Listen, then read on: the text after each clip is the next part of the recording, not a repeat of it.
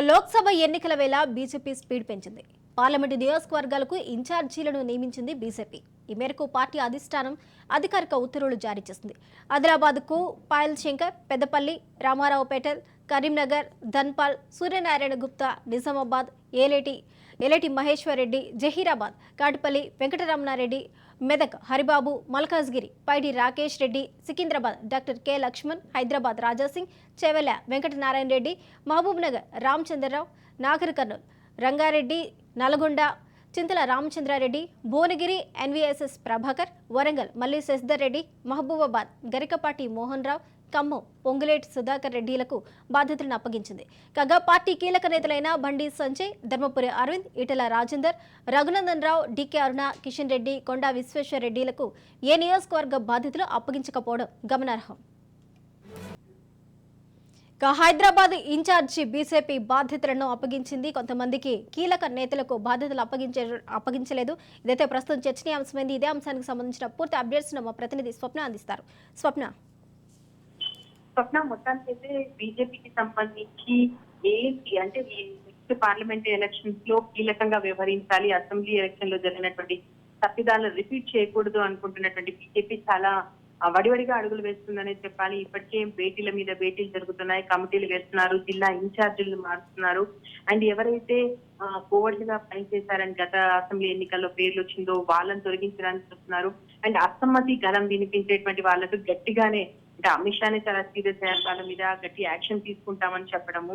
ఇటు పార్లమెంట్ నియోజకవర్గాలకు సంబంధించి ఇన్ఛార్జీలు ఓవరాల్ గా చూసుకుంటే హైదరాబాద్ ఇన్ఛార్జ్ గా గోషమాల్ ఎమ్మెల్యేగా ఉన్నటువంటి రాజా సింగ్ కి బాధ్యతను అప్పగించింది. ఇది చాలా కీలకంగా చెప్పొచ్చు. ఎందుకంటే హైదరాబాద్ కి సంబంధించి రాజా సింగ్ అయితే చాలా కీలకంగా వ్యవహరిస్తారనుకుంటే దీంతో పాటు 8 మంది ఎమ్మెల్యేలు, ఒక ఎమ్మెల్సీకి సంబంధించినటువంటి ఇన్ఛార్జ్ బాధ్యతలు ఇవ్వడం జరిగింది. ఓవరాల్ గా చూసుకుంటే ఆదిలాబాద్ కి సంబంధించి పాయల్ శంకర్, పెద్దపల్లి రామారావు పటేల్, కరీంనగర్ సంబంధించి ధన్పాల్ సూర్యనారాయణ, నిజామాబాద్ ఏలేటి మహేశ్వర్ రెడ్డి, జహీరాబాద్ కట్టెపల్లి వెంకటరమణారెడ్డి, మెదక్ పాల్వాయి హరీష్ బాబు, మల్కాజ్గిరి పైడి రాకేష్ రెడ్డి, సికింద్రాబాద్ సంబంధించి లక్ష్మణ్ కి, సో హైదరాబాద్ ఆల్రెడీ చెప్పాను కదా రాజా సింగ్, కేవలకు సంబంధించి ఎన్వీఎన్ రెడ్డి అండ్ మహబూబ్ నగర్ రామచంద్రరావు, నాగర్ కర్నూలు భాగం రంగారెడ్డి, నల్గొండకు సంబంధించి చింతల రామచంద్రారెడ్డి అండ్ భువనగిరి ఎన్వీఎస్ ప్రభాకర్ కి ఇచ్చారు. సో వరంగల్ మరిశేష్ రెడ్డి, మహబూబాబాద్ సంబంధించి గరికపాటి మోహన్ రావు, ఖమ్మం పొంగులేటి.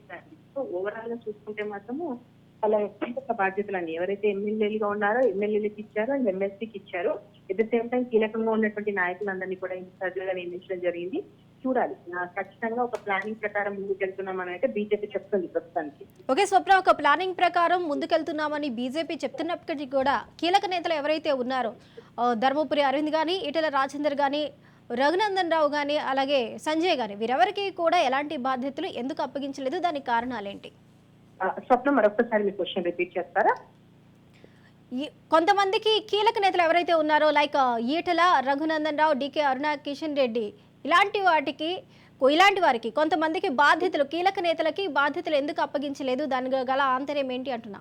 అంటే వీళ్ళను స్టార్ క్యాంపెయినర్లుగా గుర్తించేటువంటి అవకాశం ఉంది. ఎందుకంటే ఓవరాల్ గా కూడా తిరగాల్సి ఉంటుంది. కేవలం ఒక్క నియోజకవర్గానికి పరిమితం కాకుండా మిగతా అంటే తెలంగాణ వ్యాప్తంగా 10 టార్గెట్ గా ముందుకు సాగుతున్నారు. కాబట్టి 10 టార్గెట్ అన్నప్పుడు ఎవరెవరు ముందుకు ఆయా నియోజకవర్గాలకు సంబంధించి వాళ్ళతో పాటు వాళ్ళని కూడా అంటే ఎవరైతే ఇప్పుడు కీలకంగా ఉన్నటువంటి నేతలు ఉన్నారో వాళ్ళు ఇక్కడ ఇన్ఛార్జ్ గా నియమించిన వాళ్ళతో పాటు మిగతా ప్రాంతాల్లో ఇన్ఛార్జ్ గా నియమించిన వాళ్ళని కూడా కోఆర్డినేట్ చేసుకుంటూ ముందుకు వెళ్ళాలి. కాబట్టి కీలకమైనటువంటి సమయంలో అంటే వాళ్ళు ఆల్రెడీ కోర్ కమిటీలో ఉన్నటువంటి వాళ్ళు అండ్ ఇటు అమిత్ షాకి సంబంధించిన వారిని లేదా మోడీకి సంబంధించిన ఏవైనా ఇన్స్ట్రక్షన్స్ ఇచ్చినప్పుడు అవి ఫాలో అవుతున్నారా లేదా ఇవి చూసేటువంటి క్రమం అదంతా ఉంటుంది. కాబట్టి కీలక నేతలను ఒకే నియోజకవర్గానికి పరిమితం చేస్తే ఇబ్బంది కలుగుతుంది. వాళ్ళని ఓవరాల్ గా స్టార్ క్యాంపెయినర్స్ గా వాడుకుందాం, లేదా ఇంకేదైనా కీలక పదవులు ఏమైనా వాళ్ళకి ఇస్తారేమో చూడాలి. సో ఇప్పుడు ఎమ్మెల్యేలుగా ఉన్న వాళ్ళు అక్కడ గట్టి పట్టి ఉంది, వాళ్ళు గెలిపించగలిగారు కాబట్టి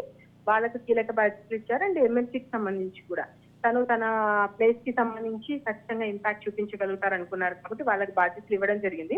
సో ఓవరాల్ గా చూసుకుంటే మిగతా కీలక నేతలకు సంబంధించి ఈవెన్ ఇప్పుడు కిషన్ రెడ్డి కూడా తను అధ్యక్షుడుగా ఉన్నారు. మిగతా ఓవరాల్ గా కూడా స్టార్ క్యాంపెయినర్స్ ఉంటారు. అట్ సేమ్ టైం అన్ని నియోజకవర్గాలు తిరగాలి. కాబట్టి చూడాలి ముందు ఇంకా ఈ రోజు రేపు సమావేశం తర్వాత కేవలం ఇదే కాదు, ఇంకా కీలకమైనటువంటి బాధ్యతలు, కీలకమైనటువంటి నాయకులు అండ్ ఎవరెవరు ఎక్కడెక్కడ ఎలా ప్రభావితం చూపాలి ఏంటి ఇలాంటి అనేక అంశాలు అండ్ ఎవరిని ఇప్పుడు ఓవరాల్ గా పార్లమెంట్ నియోజకవర్గాలకు సంబంధించి ఎవరు పోటీ చేస్తారు, ఎవరు బరిలో ఉన్నారో వాళ్ళకి సంబంధించి ఒక ముగ్గురిని సెలెక్ట్ చేసి ఫైనల్ లిస్ట్ కేంద్రానికి పంపించాల్సింది. సో దీని అంతటికి సంబంధించి కూడా కసరత్తు కార్యక్రమాలు అయితే జరుగుతున్నాయి ప్రస్తుతం. Right, thank you Swapna.